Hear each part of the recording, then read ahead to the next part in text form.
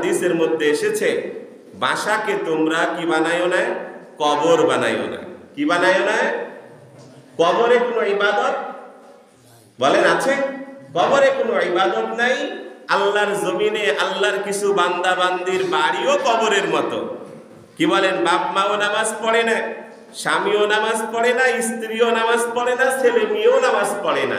তো কবরেও ইবাদত নাই, আল্লাহর বান্দা বান্দির কি বলেন বাসাতেও, কথা বলেন বাসাতেও।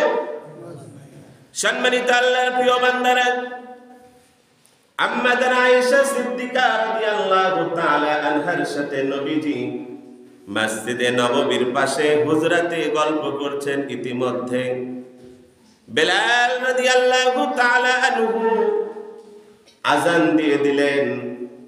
ঠিক এই সময় নবীজির চেহারা ভয়ে বিতস্ত হলে আপনি আমি ভয় পেলে চেহারা যেমন রূপ চেঞ্জ হয়ে যায়, নবীজির চেহারা পরিবর্তন দেখা গেল।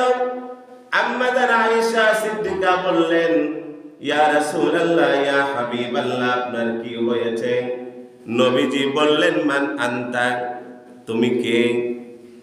কি নিজের সহধর্মীকে চিনতে পারছেন না? নবীজি বললেন, মান আনতা, তুমি কে? আম্মা আয়েশা বললেন, বিনতে আবু বকর, আমি আবু বকরের মেয়ে আয়েশা।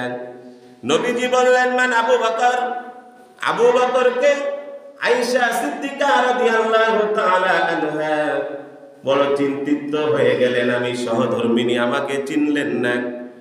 এবং নবীজির সবচাইতে কাছের যিনি বন্ধু, যিনি যিনি কি বলেন হিজরতের রজনীর সঙ্গী, যিনি সুখে দুঃখে সর্ব অবস্থায় নবীজির পাশে থেকেছেন, সে আবু বকরকেও চিনতে পারলেন না। বললেন, মান আবু বকর, আবু বকরকে? আম্মা আয়েশা সিদ্দিকা বললেন, ইবনে কুহাফা, আবু বকর হলো কুহাফার ছেলে। ঠিক এইভাবে যখন কথা হচ্ছে, এমন অবস্থায় নবীজির ওই হুজরা মুবারকে আবু বকর সিদ্দিক রাদিয়াল্লাহু তাআলা আনহু ঢোকার জন্য অনুমতি চাইলেন। আম্মা আয়েশা সিদ্দিকা রাদিয়াল্লাহু তাআলা আনহা অনুমতি দিলেন। হযরত আবু বকর সিদ্দিক যখন প্রবেশ করলেন, আয়েশা সিদ্দিকা বললেন, ওগো আব্বা, নবীজি তো আমাকে চিনতে পারে নাই, আপনাকেও চিনতে পারছেন না। হযরত আবু বকর সিদ্দিক বললেন, মসজিদে নববীতে আযান দিয়েছে নাকি বেলাল? বললেন, জি, মসজিদে নববীতে বেলাল আযান দিয়েছে। আবু বকর বললেন, ও আয়েশা, যতক্ষণ পর্যন্ত নবীজি সালাত আদায় না করবেন, আল্লাহ ছাড়া উনি আর দ্বিতীয় কাউকে চিনতে পারবেন না। আর আযান হয়ে গেছে, আপনার বাসার টিভির রিমোট দিয়ে টিভিটা বন্ধ করতে পারেন না, মনিটরটা বন্ধ করতে পারেন না। আযান হয়েছে, চায়ের স্টল থেকে মসজিদে আসতে পারেন না। আযান হয়েছে, বাসায় আপনার ওয়াইফকে নামাজের কথা বলতে পারেন না, ছেলে মেয়েগুলোকে আপনি নামাজের কথা বলতে পারেন না, নিজেও আপনি নামাজে আসেন না। নবীজি আযানের পরে কাউকে চিনতে পারতেন না। যতক্ষণ পর্যন্ত সালাত আদায় না হবে, ওনার ভিতরে শান্তি আসতো না, চেহারার রূপই পরিবর্তন হয়ে যেত। আর আপনি আমি সেই নবীর উম্মত, কখন ফজর হয়, কখন জোহর হয়, কখন আসর হয়, কখন এশা হয়, আপনার আমার কোনো খবর।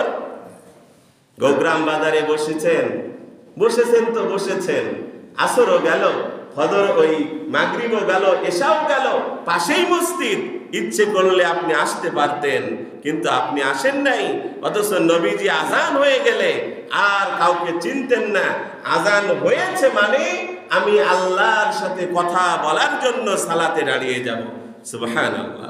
যতক্ষণ আল্লাহর সাথে কথা না হবে, দ্বিতীয় কাউকে উনি আর চিনতে পারতেন না। তাহলে ভাই, আপনার আমার কি অবস্থা? এই জন্য সালাত এত গুরুত্বপূর্ণ একটা ইবাদত। সম্মানিত আল্লাহর প্রিয় বান্দারা, এই জন্য নবীজি বলেছেন, বাসাকে তোমরা কবর, বলেন কবর বানায়ো না। কবরে যেমন সালাত নাই, সিয়াম নাই, জিকির নাই, কি বলে দাওয়াত নাই, কোনো নেকের কাজ নাই, সাদকা নাই, আল্লাহর কিছু বান্দা বান্দি না সালাত আদায় করে, না সিয়াম পালন করে, না সাদকা করে, না জিকির করে, না বাসায় কোনো তালিম হয়, না বাসায় কোনো দিনী বৈঠক হয়। মানে কবরেও যেমন কিছু নাই, আল্লাহর বান্দার বাসাতেও কিছু নাই। আছে না নাই ভাই? অনেক বাসা পাবেন মহল্লায় খুঁজলে, বাসার কেউ নামাজি না, কেউ তেলাওয়াত জানে না, বাসায় কেউ কোনো তালিমে বসে না, বাসায় কোনো ইবাদতের পরিবেশ নাই, জিকিরের পরিবেশ নাই। কবর যেমন ইবাদতবিহীন একটা ঘর, আল্লাহর বান্দার ওই বাড়িটাও একটা ইবাদতবিহীন ঘর হয়ে গেছে। নাউজুবিল্লাহ। এই জন্য বাসাটাকে কি বানাবো না ভাই? কবর বানাবো না, বাসাতে নিজেও ইবাদত করব। যেমন আপনি নফলগুলো বাসাতে আদায় করবেন, অনেক সময় সুন্নতগুলো বাসা থেকে পড়ে আপনি মসজিদে